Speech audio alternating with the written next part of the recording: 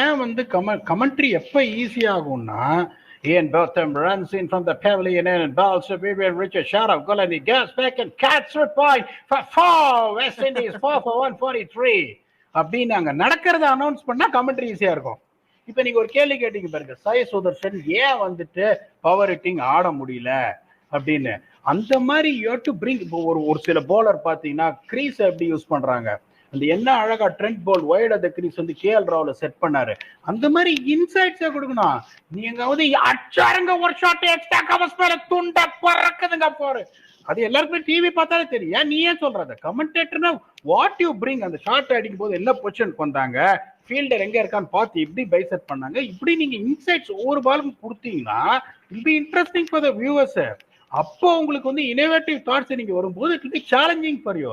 நீங்க சும்மா நடக்கிறத பார்த்துட்டு இப்போ டிஎன்பிஎல் நான் உட்காந்தேன்னா 4 மணி நேரம் தான், 4 ஓவர் தான் ஒரு ஸ்லாட் வந்து 24 பால் இவன் நடக்கிறான், இங்க அடிச்சா ஒரு ரன், டீப் ஸ்கோர்ல ஒரு ரன், 3 for 143 ஆஃப்டர் 15 hours அப்படின்னு போனா அந்த ஜாப் ஈஸியா இருக்கும்.